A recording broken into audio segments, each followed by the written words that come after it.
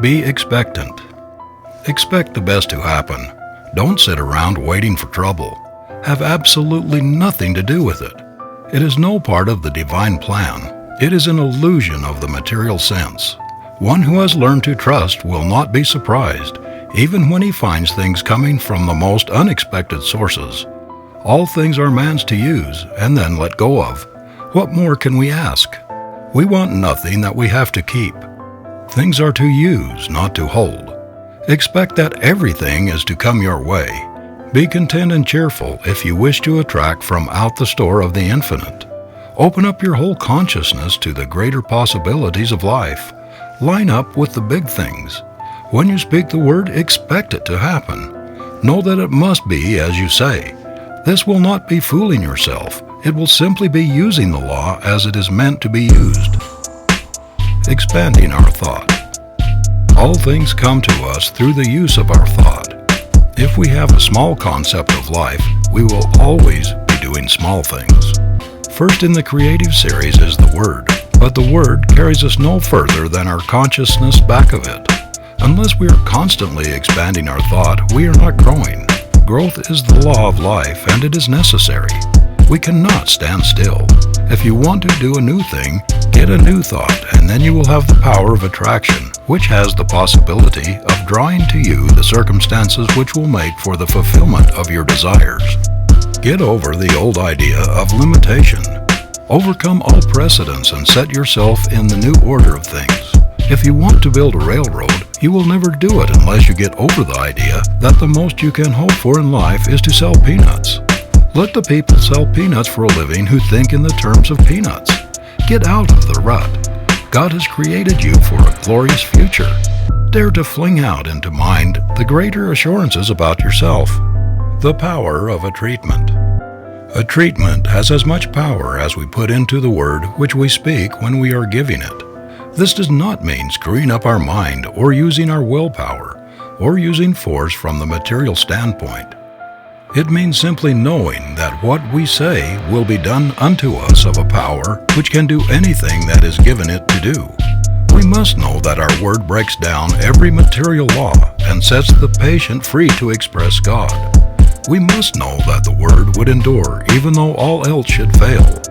Heaven and earth will pass away, but my word will accomplish. In calm confidence and perfect faith, speak and wait upon the perfect law. Get that mental attitude that never wavers. Be sure and it will be done. Repeating the treatment. One treatment would heal anything if it were not for the fact that people are constantly receiving false suggestions from the outer life. As it stands now, we should treat until we get results, always expecting that it will happen at once. Every treatment should be complete, and at the close we should always realize that it is done. The word spoken once from the mind that knows is immediately taken up by the mind in which we live, and this mind begins to create around the word, which is the seed, the thing of thought. We must speak that word with authority. There can be no wondering if it's going to work. When we plant a seed in the ground and water and care for it, we never doubt but a plant will spring into being. So it is with the word. It is acted upon by some power which we do not see, but that power is present, there is no doubt, since all who go about it get results. As Thomas Edison says of electricity, it is, use it. So we say of mind, it is, use it. Always remember that your every thought is the way you are treating, since it is the way that you are thinking. Impersonal healing. The very presence of one that understands the truth will have a great power of healing. The reason for this is that we are all in mind, and we have with us at all times our thought. And since all manifestation is the result of mind in action, and we are thinking beings and are always causing mind to act, the very presence of our thought will have some power to act upon whatever we are thinking about. We are dealing with a power which in itself is limitless. We limit it, and so it cannot become to us the bigger thing. Of itself, the power is the same that made the worlds, and it cannot realize any sense of limitation. They could not enter in because of their unbelief, and because they limited the Holy One of Israel. Stop limiting things. Things are as big as we make them, no more, no less. There is room at the top. Get on top of everything and dare to dominate the earth. All things are given us to use. Make use of them. Everything is limitless, and we must see the truth that the fault is not in the law, but in ourselves when we fail. Not with God, but with man. Dare, dare, dare. Think of the bigness of things in the universe. Think of the number of grains of sand, the profusion of all life, and never again limit anything. All is yours to use. Jesus would never have become the Christ unless he had had the courage to say, "Behold, I am he." You will never attain until in some degree you are able to say the same thing of yourself. We must learn to reach out and take what is meant for us, the greater life, the all good. People say, "Yes, but how do you do it?" Simply know that God makes things out of himself by speaking the word, and that in your own life you can do the same. All people can think, and all people can speak, at least mentally. This is all that you need to begin on. The Word is at the center of all creation, and is first cause, the starting point of all that you see. The Word is in your own mouth, and all that you have to do is to speak it. The trouble is that we are speaking the Word, and in the next breath we are denying its power by saying something that contradicts it. If the Word is the way that God creates, it is the right way. If it works for God, shall it not work for us?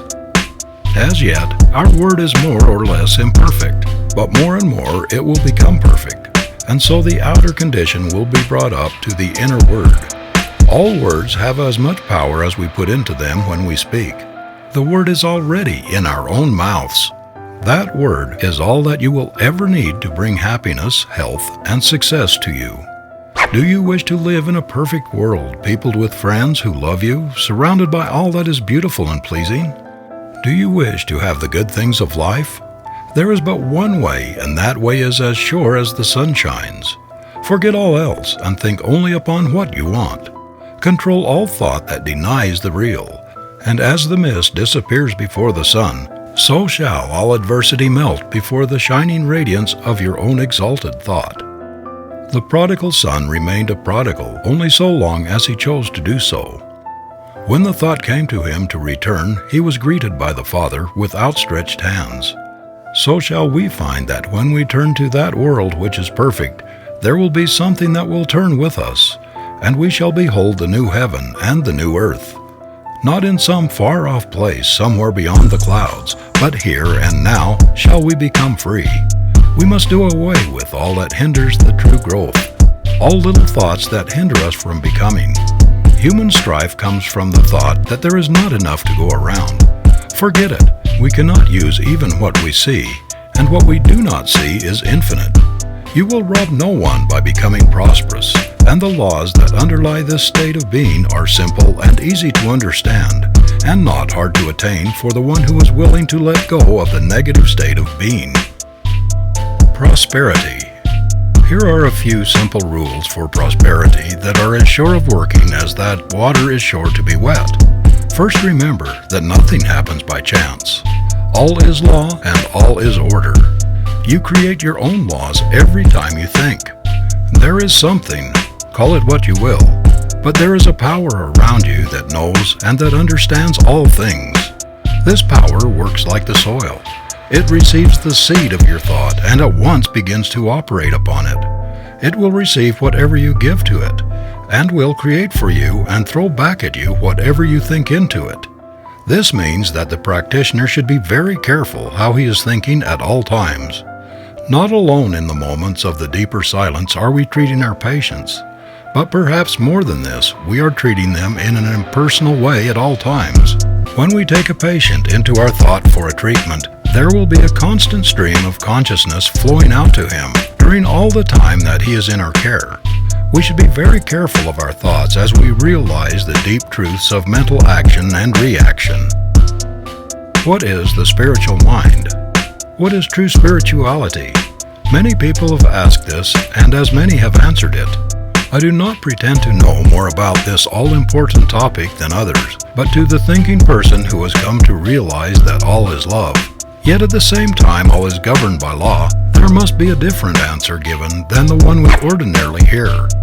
The average religious person thinks that spirituality must manifest in some unnatural way, such as giving up all personal pleasure and becoming resigned to whatever happens, that we must give up most of what life holds here, that in some far-off future perhaps we may attain. This is not the case with the man Jesus. We have more accounts of his being at feasts and weddings and similar gatherings than at other places. His first miracle was performed at a wedding feast, and we must remember that here he even turned water into wine for the pleasure of the guests of the house. Perhaps we have made a mistake about what true spirituality means. Other people think we must live some kind of an excluded life in order to obtain. Perhaps this may be true of the weak ones, but what of the world? What of the busy street? Is it not to be saved also? Jesus spent much time with the common people as well as with the rich, and it is certain that he also spent much time alone with the Spirit. What is the Spirit anyway? We all answer, why, of course, it is God. Where is the Spirit? It is present at all times and in all places. True spirituality must simply mean coming to realize the presence of this Spirit. It must be coming to rely upon it more than anything else. The one then who is the most spiritual is simply the one who relies the most. That's all. No matter where he is, he must rely, he must trust, he must believe. We do not have to give up anything but negative thought and act.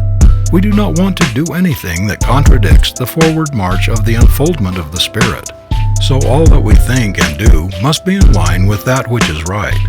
But who shall say what is and what is not right? Remember this forever. Only your own soul can say what is right and what is wrong.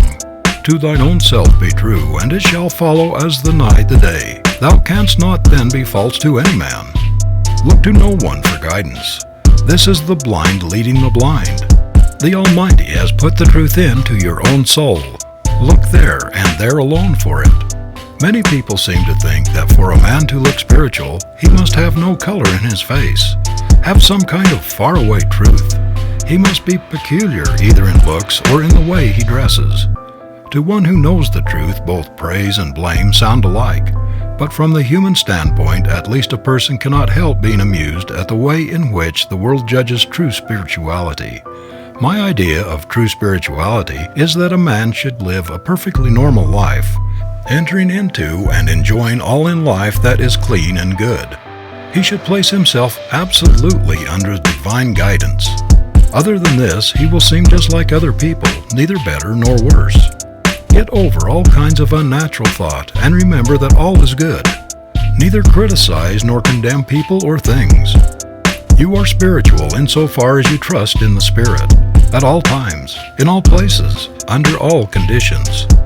In order to do this, you do not have to seclude yourself from the world. To do so is an open confession of your own weakness and lack. There are moments when it is best to be alone with the power. From these moments we gather strength. To keep that strength to ourselves is pure selfishness. Walk, talk, live with the human race, hand in hand with all people, and unified with all events. Live and love and learn. Be natural and normal. If you seek to enter some other way, it must be done over again. For no one lives or dies unto himself, but unto all people. The Church of God. The Church of God is not built with hands. It is eternal in the heavens. It is not lighted with candles. Its dome is heaven, and it is lighted by the stars of God's illumined thought. And each member in his separate star shall draw the thing as he sees it, for the God of things as they are. Here all people recognize the God within their own souls and ask for and see no other God. When you can look upon all creation as the perfect work of a perfect God, you will become a member of this church. I doubt very much if the Church Universal admits members from the Church Individual. When you can see in the saint and the sinner one and the same person, when you can realize that the one who kneels before the altar and the one who lies drunk in the street is the same one, when you can love the one as much as you do the other, no doubt you will be able to qualify. As it is now, we have too many preachers who do not understand, that have no purpose, too many prayers, too many creeds, too many teachers that have no message, too many churches, too many learned people, and too few thinkers. The kingdom of heaven cometh not by observation. It is the still small voice within the soul that speaks. The expanded thought will never wish to join or be joined to. Nothing human can contain it. It feels the limitation of form and ceremony and longs for the freedom of the spirit, the great out of doors, the great God of everywhere. Alone in the desert, the forest, or by the restless ocean, looking up at the stars, man breathes forth these words, "With only my Maker and me." The path to prosperity. The healing of conditions is no different from other healing. All healing is the constructive use of a mental law, which the world is gradually beginning to understand something of. Again, we must reiterate the principle of all life. We are surrounded by a thinking medium from which all things come. We think into it. It does the rest. Since we are thinking beings and cannot stop thinking, and since creative mind receives our thought and cannot stop creating, it must always be making something for us. What it will make depends absolutely and only upon what we are thinking, and what we will attract will depend entirely upon our holding thought to the complete exclusion of all that would contradict it. It is not enough that we should sit down and say, "I am one with infinite life." This must mean more than mere words. It must be felt. It must become an embodiment of a positive mental attitude. It is not claiming something to be true which is going to happen. It is not sending out an aspiration or a desire or a supplication or a prayer. It must be the embodiment of that which knows that now it is. This is more than holding a thought. Our ability to attract will depend upon the largeness of our thought as we feel that it flows out into a great universal creative power. We are dealing with the form in thought and not with the form in matter. We have learned that when we get the true form in thought and permeate it with the spirit of belief, we will see the thought made flesh without any further effort on our part. Thought can attract us only to that which we first mentally embody. We cannot attract to ourselves that which we are not. We can attract in the outer only that which we have first completely mentally embodied within, that which has become a part of our mental makeup, a part of our inner understanding. A man going into business will attract to himself that which he thinks about the most. If he is a barber, he will attract people who want to be shaved or have their hair cut. If he sells shoes, he will attract people who want to buy shoes. So it is with everything. We will not only do this, but we will also attract as much of anything as we mentally embody. This is apt to be overlooked in the study of metaphysics. It is not enough to say that we attract what we think. We become what we think. And what we become, we will attract. Do not become merely sentimental about this. Your life is governed by more than a sentiment. It is governed by law, something that cannot be broken, something that picks up every mental attitude and does something with it. This fundamental proposition of the law should then work out into our conditions. Always remember that it does just as we think. It does not argue. It simply does the thing as we think it. Now, how are we thinking? Never ask a patient how he is feeling.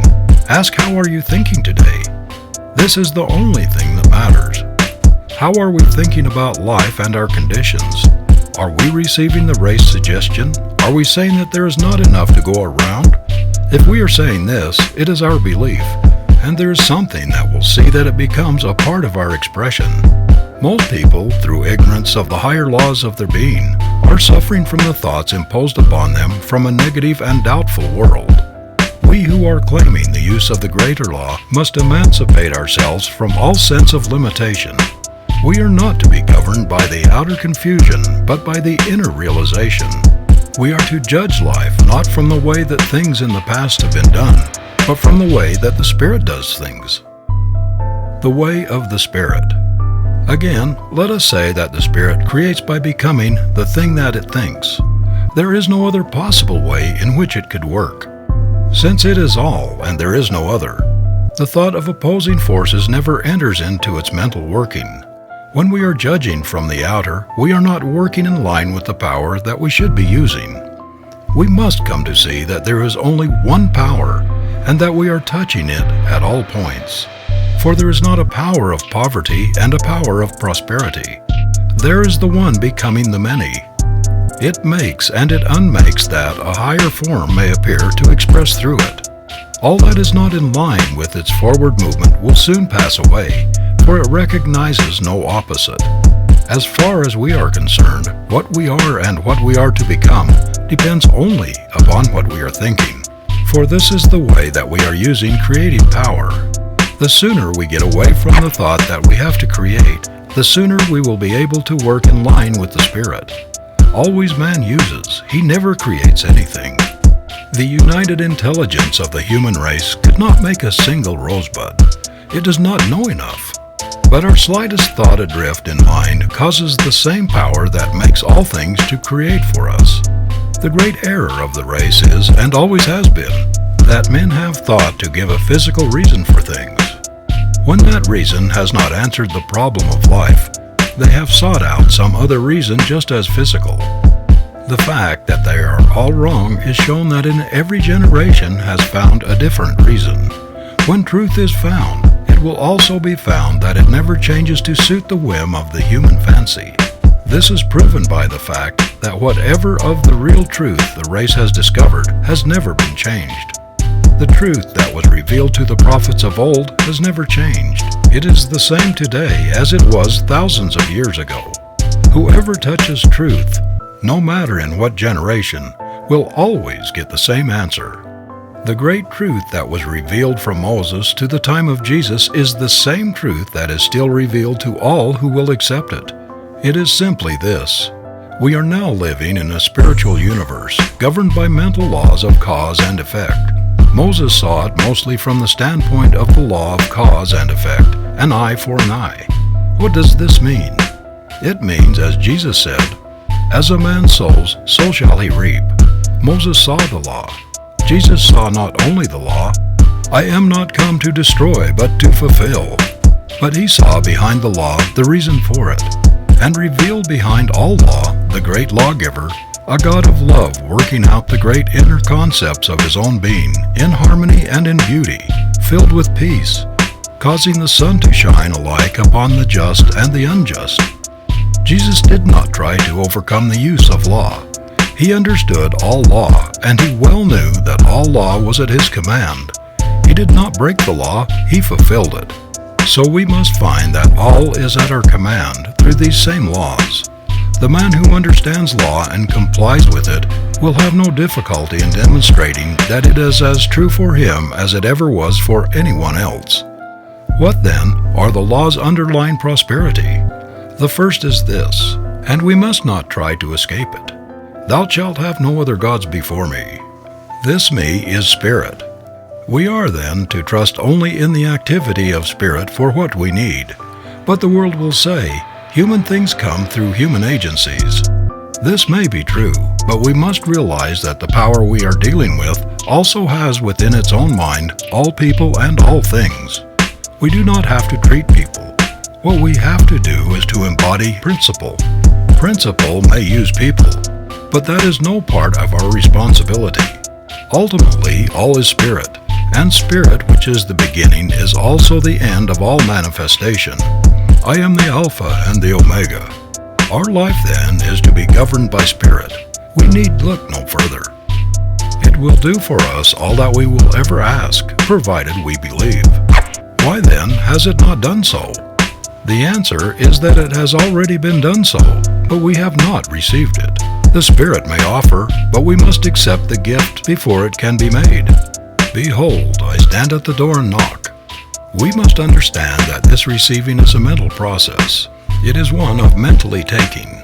The way then that we are using our mind through our thought is the way that we are treating ourselves for prosperity. So simple, and yet we have not understood it. If a man says, "I have not," he will not receive. If he says, "I have," he will receive. To those who have shall be given, and to those who have not shall be taken away even that which they have. This is a veiled statement of the law of cause and effect. When you send out into mind the thought that you have not, it accepts the idea and takes away from you that which you have. Reverse the process and say, "I have," and it will at once set to work to create for you even more than you now possess. You will readily see then that you are not dealing with two powers, but with one, and that it operates through your own thought, doing unto all even as they believe. The level of consciousness. Since all is mind, and it is done unto us as we mentally think, all life is simply a law of thought, activity of consciousness. In our life, the power flows through us. If we provide a big receptivity, it will do a big thing. If, on the other hand, we only believe in a small way, the activity must be a small one. The Spirit can do for us only what it can do through us. Unless we are able to provide the consciousness, it cannot make the gift. Few people have a great consciousness, and this explains why so few excel. The power behind all things of itself is without limit. It is all power. In us, it has to become what we make it. We carry within our own soul the key to all expression, but few enter in. The door is not seen with the physical eye, and as yet, but few have gained the ability to see. The majority merely look. Realizing then that while the power is limitless, it must become operative through our own thought. We shall see that what we need is not some greater power, but that what we really need is a greater consciousness, a deeper realization of life, a grander concept of being. We must unify ourselves with the great whole. The man who dares to fling his thought out into universal intelligence with the positive assurance of one who knows and dares to claim all there is, will find that it will be done. God will honor his request. On the other hand, the one who fears to speak lest God will smite will find himself smitten of the law, not because God is angry, but because it is done as he believes. We have a right to have, and should expect to have in this world, all that will make for the comfort and for the luxuries of life. What matter how much we have, if we rob no other soul to get it? Shall not the power that so lavishly spreads itself out into nature give to us its highest expression, all that we can ask? We dishonor God when we claim less than all. Until we can expand our thought so that we shall be able to say also, I am, we need not expect to get great results. The soul knows that its own divinity is the great soul. Before it, all else must bend. To it, all else must gravitate.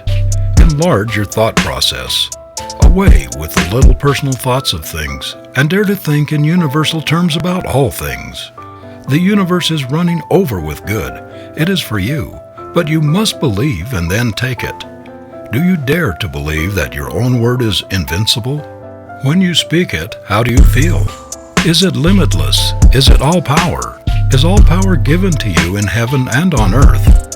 Are you the one with the only power that there is? Until you can say yes to all these questions and not simply believe them, but know them, you cannot hope to attain. It is useless in making demonstrations to beg for things. As well, beg that water should be wet or that fire should be hot. Things are, we must take them. Your word has only the power that you put into it, no more and no less. We are all held accountable for every word that we speak, because all is the action and the reaction of mind. Man is his own heaven and his own hell. We start a new enterprise and wonder what the chances of success are. Have we realized that the outer is simply the inner manifested?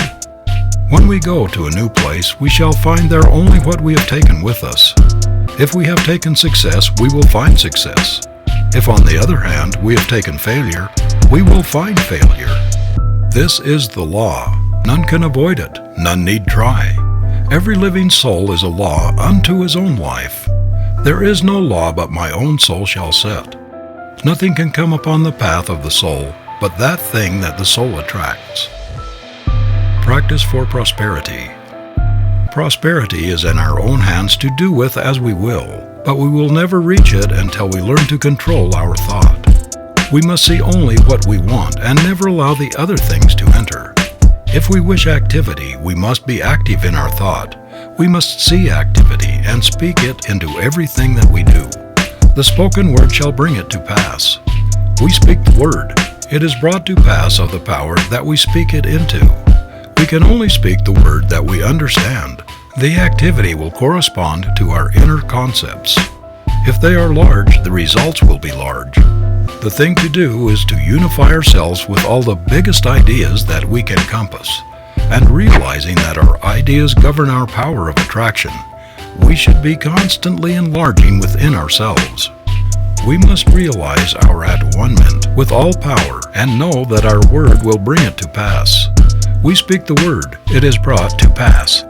As consciousness grows, it will manifest in enlarged opportunities and in a greater field of action. Most people think in the terms of universal powers. Feel that you are surrounded by all the power that there is when you speak, and never doubt but that what you will say will spring into being. We should speak right out into mind all that we desire and believe that it will be done unto us. Never take the time to listen to those who doubt. We observe that their philosophy has done but little to save the world or themselves. Here again, let the dead bury the dead, and see to it that you maintain in your own thought what you want, letting go of all else. Think only what you want to happen, and never let yourself get mentally lazy and sluggish, taking on the suggestions of poverty and limitation. See yourself as being in the position that you desire, mentally dwell upon it, and then speak with perfect assurance that it is done, and then forget it and trust in the law.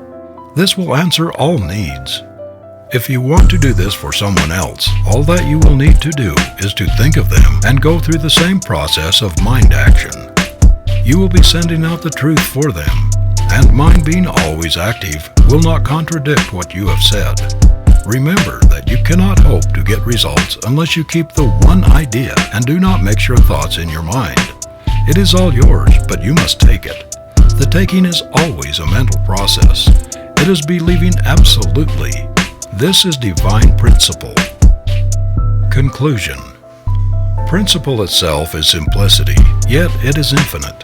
It is infinite mind and manifestation of mind. We live in a spiritual universe governed through thought, or the word which first becomes law. This law creates what we call matter. Jesus Christ discerned the truth about spiritual principles more than any other man who ever lived, and he proclaimed the eternal reign of law and understanding absolute, complete, perfect. He found that law to be operative through his own thought and the power of his own word. And when you and I shall cease looking outside ourselves to any person, and shall realize that whatever truth and whatever power we shall have must flow through us.